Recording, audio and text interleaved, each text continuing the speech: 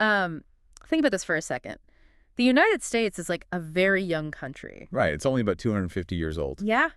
In history, that is basically yesterday. I mean, there are no ancient kings, no old empires buried under the cities. But today, that young country controls um, about 25% of all the money in the world. It is crazy. They make more money than China or all of Europe combined. It is a huge surprise when you compare their age to their power, right? Definitely.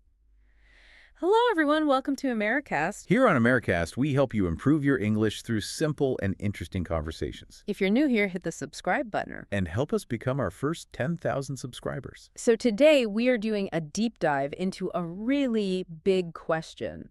We want to know, how did Americans become the richest? Yes, we looked at lots of history and data for this. We want to understand how a brand new country grew so fast. Okay, let's unpack this.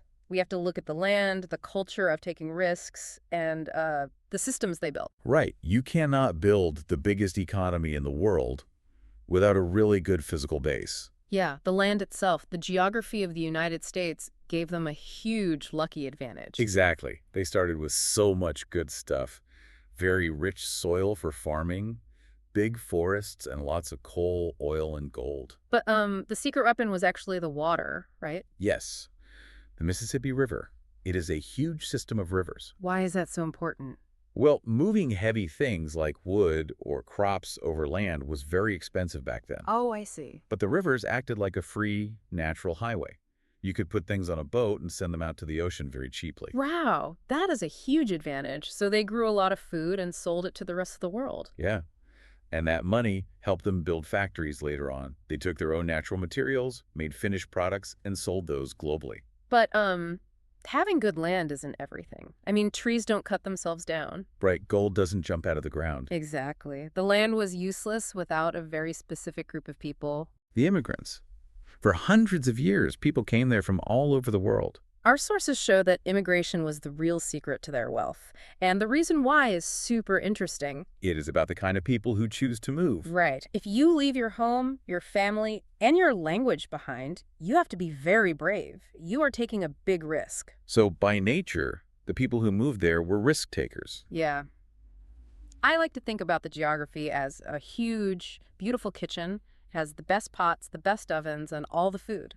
But a kitchen does nothing without chefs. Exactly. A great kitchen needs chefs. And centuries of immigration brought millions of different chefs with different ideas and recipes. And when you mix all those different people together, they start businesses faster than anyone else. Oh, for sure. Think about Steve Jobs. His biological father was from Syria. Right. Or Elon Musk, who was born in South Africa. And Sergey Brin, one of the founders of Google, was born in Russia. So they had the land, and they had the smart, brave people. But you also need rules that let those people succeed. Yeah, the rules of the game. The main rule there is capitalism. The government mostly stayed out of the way. There were low taxes and fewer rules than in old countries in Europe. Because it was easy to start a business, lots of people tried. And that means you have to compete with everyone else. Exactly. If you want people to buy your product, you have to make it better and cheaper than the other guy. But to build a better product, you need money. You need to hire workers and build a factory. And this is where they created something very unique, the venture capital system. Okay, let's explain this simply. Usually, if you want a loan from a bank, you need to show them you already have money or a house, right? Yes. The bank wants to know they can take your house if your business fails. That is scary. But the venture capital system is different. You don't need your own money. You just need a great idea. Right. Rich investors give you the money. In exchange, they get a piece of your company. So the investors take all the financial risk. Exactly.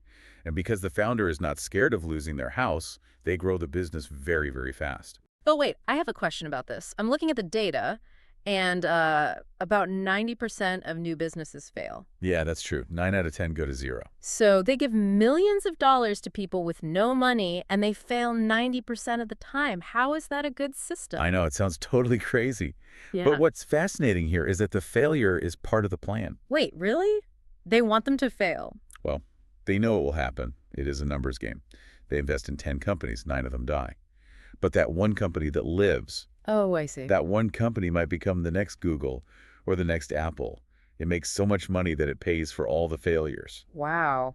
So the system just wants people to try as many times as possible. Yes. More tries mean more chances to find a huge success. But to do that, you need a culture that is okay with failing. Exactly. In many places in the world, failing a business is very bad. This is a shame for you and your family. Right. People think you are a bad person and they never give you money again. But Americans look at failure differently. They see it as a lesson. Like, oh, you failed. Good. Now you know what not to do. Try again. Yeah, it's almost like a badge of honor. Look at Henry Ford. He built the first big car company. But before that, he lost all his money and went bankrupt twice. Or Walt Disney. Huh. He built a massive movie empire, but his first boss actually fired him because he said Disney had no imagination. That is crazy. If Ford or Disney lived in a country where failure ruined your life, they would have never tried again. Exactly. The culture lets them dust themselves off and try again. And the laws protect them too. You don't go to prison for business debt. So they are not afraid to fail, and they're also not afraid to be rich, right? Yes, wanting to be very rich is not seen as bad or greedy. Being a self-made billionaire is like being a hero in their culture. We see stories like this all the time in movies and books, like Oprah Winfrey. She grew up very poor, and she built a massive media company all by herself. Or Jeff Bezos. He started Amazon in a tiny rented garage, packing books on his hands and knees. When normal people see these stories, it creates a cycle. They think, if they did it, maybe I can do it too. Right. It makes millions of people want to take a risk and start a business. Okay, so culture and rules explain how they grew inside the country. But how did they become the boss of the whole world? For that, we have to look at their big institutions and their timing and history. The first big thing is the universities, places like Harvard, MIT, and Stanford. Yes. These schools pull in the smartest young people from all over the world.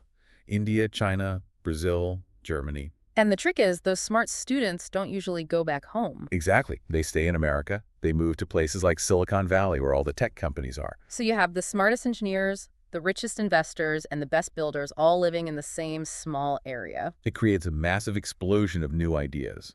They learn from each other very fast. Okay, so they had the talent. But the real turning point in history was World War II, right? Yes. The timing of World War II changed everything forever. During the war, Europe and Japan were completely destroyed. Their factories, their roads, everything was gone. But the American factories were totally untouched. Oh, wow. So when the war ended, the U.S. was the only big country that could still build things. So they just sold things to the rest of the world to help them rebuild. Yes. They made a plan called the Marshall Plan. They gave money to Europe to rebuild. That sounds very nice of them. It was nice, but it was also very smart for business. They gave Europe money, but told Europe they had to use that money to buy American trucks, American machines, and American food. Oh, so they used their own money to buy themselves customers. Exactly. And they built really strong trade relationships that still exist today. And this leads to the biggest secret of all, the U.S. dollar. Yes, because America was so strong after the war, their money became the reserve currency of the world. What does that mean for people who don't study finance? It means that most global business is done using U.S. dollars. Even if the U.S. is not involved. Right. If Japan wants to buy oil from Saudi Arabia, they cannot use Japanese money. They have to change it into U.S. dollars first. Wow. So everyone in the world needs to hold on to American money just to buy everyday things like oil. Yes.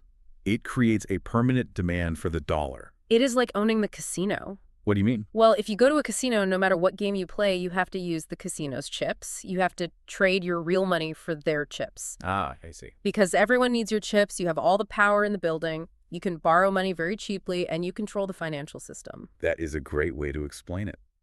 But if we connect this to the bigger picture, we have to talk about the dark side too. Yes, we definitely do. We have talked about all the amazing engines of wealth, the land, the immigrants, the universities. But this deep dive needs to be honest.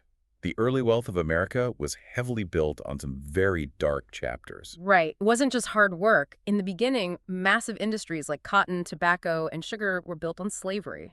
Enslaved people were forced to work for free.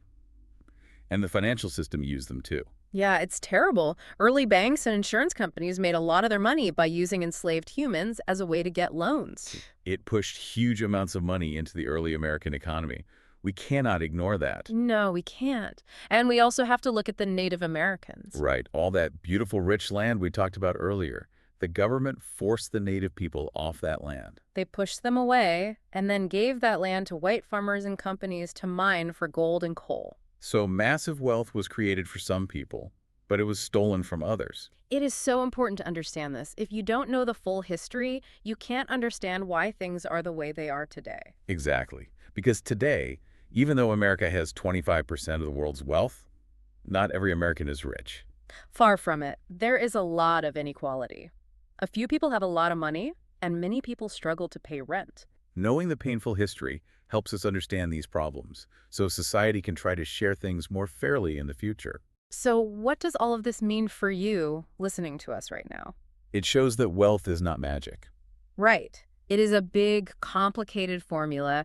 You need good geography. You need to welcome risk takers and immigrants. You need a system that supports crazy ideas and accepts failure. And you need some really lucky historical timing. America managed to get all those pieces in the exact right order. Think about your own town or your own country.